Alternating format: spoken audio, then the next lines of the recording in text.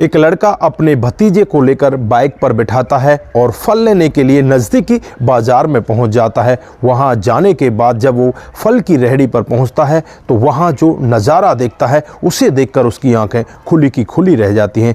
दोस्तों, वहां पर जो रेहड़ी वाले होते हैं उनके पास पुलिस वाले खड़े होते हैं और उनसे कहने लगते हैं कि भाई फटाफट पैसा दो, त्योहार का समय है। तो यहाँ पर वो रेहड़ी वाला कहने लगता है कि साहब आज अभी ज़्यादा बिक्री नहीं हुई है, मैं शाम तक आपको पैसे दे दूंगा, आप थोड़ा सा इंतज़ार करें। तो यहाँ पर वो पुलिस वाले उनसे कहने लगते हैं कि तुम्हें पता नहीं है, तुमने अवैध जगह पर रेहड़ी लगा रखी है और तुम्हारी रेहड़ी को यहाँ से उखाड़ कर फेंक दिया जाएगा। ये लड़का वहीं पर खड़ा होकर ये पूरा वाक़या देख रहा होता है। दोस्तों, ये बीच में बोल पड़ता है और कहने लगता है कि तुम इस तरह से किसी को कैसे परेशान कर सकते हो। अगर यहाँ पर ये अवैध जगह पर है तो नगर पालिका के लोग आएंगे, वो इनसे यहाँ पर इनकी रेहड़ियों को हटवाएंगे, लेकिन तुम लोग इनके साथ ऐसी अवैध वसूली कैसे कर सकते हो। तो यहाँ पर उन पुलिस वालों को बहुत ही ज़्यादा गुस्सा आता है और गुस्से में वो कहते हैं कि इस लड़के को ही उठाओ और इसे अपनी गाड़ी में बिठाओ। इसे बताते हैं कि पुलिस का दम क्या होता है, पुलिस के बारे में शायद इसे नहीं पता।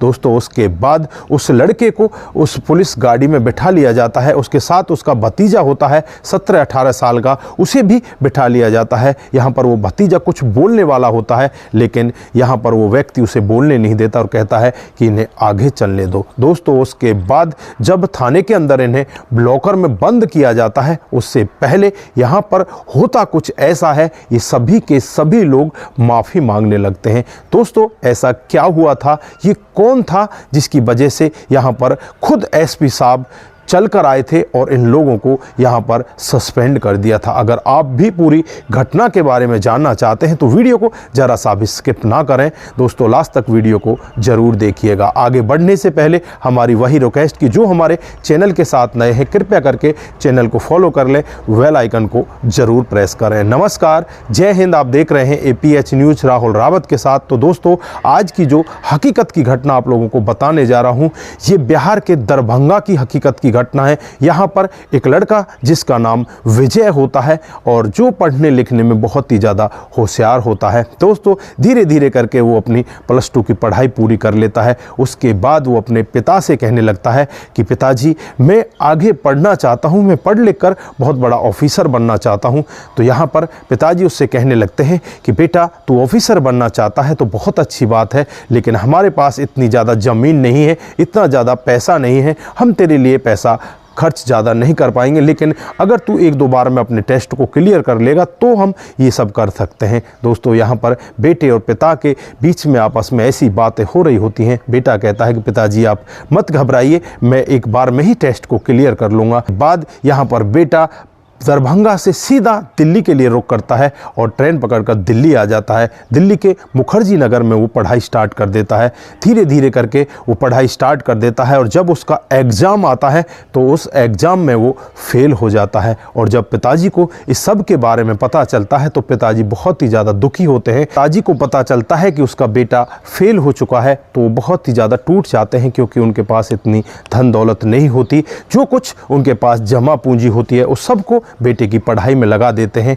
अब यहाँ पर पिताजी कहने लगते हैं कि बेटा, अब तू ऐसा कर, वापस घर आ जा, तेरे बस का ये काम नहीं है, ये तो बड़े लोग कर सकते हैं, जो ऐसे ऑफिसर बनते हैं उनके घर में धन दौलत की कमी नहीं होती। बेटा, हमारे पास इतना धन दौलत नहीं है, जो कुछ ज़मीन है अब तू यहाँ आकर उसकी खेती बाड़ी करने लग, तू ऐसा काम मत कर। तो यहाँ पर बेटा कहने लगता है कि पिताजी, मैंने बहुत सारी मेहनत की, लेकिन पता नहीं मैं किस वजह से असफल रहा, लेकिन मैं दोबारा से मेहनत करना चाहता हूँ। तो यहाँ पर पिताजी उससे कहने लगते हैं कि बेटा, तू मेहनत तो करना चाहता है, अब मेरे पास थोड़ी बहुत ज़मीन है, क्या मैं इसको बेच दूँ, बेच कर तुझे पढ़ाऊँ।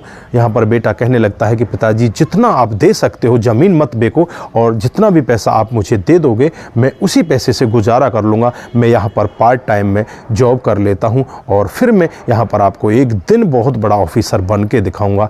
दोस्तों, यहाँ पर जो पिताजी होते हैं कहते हैं कि ठीक है बेटा, मैं जैसे तैसे करके तेरे लिए पैसे इकट्ठा करके तेरे पास भिजवा देता हूँ। यहाँ पर जो लड़का होता है वो यहाँ पर अपना दिन प्रतिदिन मेहनत करने लगता है।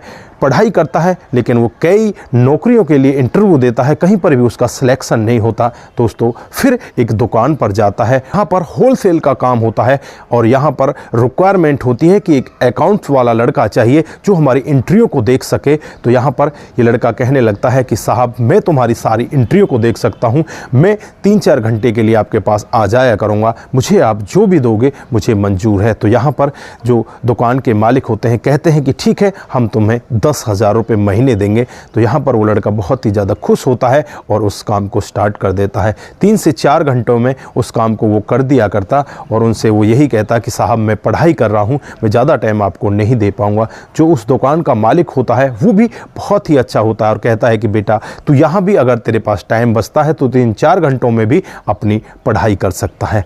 दोस्तों इन सब वाक्यों को सुनकर वो बहुत ही ज़्यादा खुश होता है और अपनी पढ़ाई निरंतर करने लगता है। दोस्तों जब दोबारा से टेस्ट देता है तो वो प्री को पास कर लेता है, उसके बाद मेंस को भी क्लियर कर लेता है और उसके बाद जो इंटरव्यू होता है, इंटरव्यू में जब उससे बहुत सारे सवाल पूछे जाते हैं तो हर सवाल का वो अच्छे से जवाब देता है। जब उसके जीवन के बारे में उससे पूछा जाता है तो यहाँ वो 1 सेकंड के लिए रुक जाता है और कहने लगता है कि साहब क्या पूछोगे मेरे जीवन के बारे में, मैं तो बहुत गरीब परिवार से हूँ, मेरे पिताजी ने भी मेरी आशा एक बार तोड़ दी थी, लेकिन फिर भी मैंने जिद करके पिताजी से जैसे तैसे पैसे इकट्ठा करा के मैंने इस टेस्ट को क्लियर किया। मैं खुद जॉब करता हूँ और इस तरह से मैंने इस टेस्ट को आगे क्लियर किया है। दोस्तों जब इंटरव्यू लेने वाले लोग इस तरह का वाक्य सुनते हैं तो कहने लगते हैं कि तुम बहुत ही बहादुर हो और ईमानदारी के साथ तुम अपने काम को आगे बढ़ाना। दोस्तों उसके बाद उसका सिलेक्शन हो जाता है, वो एक ज़िले का एसपी बन जाता है। एसपी बनने के बाद जब वो ट्रेनिंग पे जाता है तो अपने माता पिता को बताता है कि इस तरह से मैं ज़िले का एसपी बन चुका हूँ। दोस्तों माता पिता बहुत ही ज़्यादा खुश होते हैं, जो अड़ोसी पड़ोसी होते हैं सब जगह मिठाइयाँ बांटी जाती हैं और माता पिता यहाँ पर गर्व करने लगते हैं कि हमारे बेटे ने इतनी मेहनत करके आज बहुत बड़ा पद हासिल किया है। दोस्तों जैसे ही उसकी ट्रेनिंग पूरी हो जाती है, ट्रेनिंग पूरी करने के बाद वो अपने घर पर छुट्टियों में आता है और दोस्तों टाइम आ जाता है, दीपावली की पूजा हो जाती है और उसके बाद जो छठ पूजा का टाइम होता है, छठ पूजा में मात्र 1 दिन का समय बचा होता है। अब ये लड़का अपने गांव पहुंच जाता है और गांव पहुंचने के बाद सभी लोग इसको बहुत ही अच्छी दृष्टि से देखने लगते हैं। यहाँ पर पिताजी कहने लगते हैं कि बेटा तू बाजार से जा और कुछ फल ले आ, कल छठ पूजा का त्यौहार है, हमें त्यौहार मनाना है और अच्छे से लोगों में फल भी बांटने हैं। दोस्तों वो बाइक निकालता है और बाइक निकाल कर अपने एक भतीजे को अपने साथ बिठाता है। भतीजे की उम्र करीब 18 से 19 साल होती है और वो सीधा बाजार में पहुंच जाता है और जब बाजार में पहुंचता है तो जाकर जो सामने दृश्य देखता है उसकी आंखें फटी की फटी रह जाती हैं। दोस्तों वो दृश्य ये होता है, वहाँ पर पुलिस वाले उन रेहड़ी वालों से अवैध वसूली कर रहे होते हैं। ज़बरदस्ती यहाँ पर उनके ऊपर दबाव बनाया जा रहा था। एक रेहड़ी वाला बहुत ही ज़्यादा गरीब होता है और कहने लगता है कि साहब अभी मेरे पास इतने पैसे नहीं हैं, मैं शाम तक तुम्हें पैसे दे दूंगा। तो यहाँ पर पुलिस वाले उसकी रेहड़ी को धक्का मारने लगते हैं और कहने लगते हैं कि तेरी बाप की जगह है क्या, तू यहाँ पर रेहड़ी लगाएगा, तू यहाँ से भाग जा, हम तुझे रेहड़ी नहीं लगाने देंगे। दोस्तों यहाँ पर जो ये लड़का होता है एसपी बन चुका होता है, साधारण से भेष में होता है, चप्पल पहन रखी होती हैं, ये बीच में बोल पड़ता है तो उन पुलिस वालों को बहुत ही ज़्यादा गुस्सा आता है और गुस्से में इस लड़के को और इसके भतीजे को गाड़ी में बिठा लेते हैं और उन्हें सीधे थाने की तरफ लेकर जाते हैं। अब यहाँ पर जो भतीजा होता है वो कुछ बोलने वाला होता है, लेकिन यहाँ पर वो साधारण से भेष में जो एसपी साहब होते हैं उसे रोकते हैं और उससे कहने लगते हैं कि तू ज़्यादा कुछ मत बोल, तू चुपचाप बैठा रहे, मुझे आगे कुछ और भी देखना है। दोस्तों उसके बाद जो वहाँ पर इनके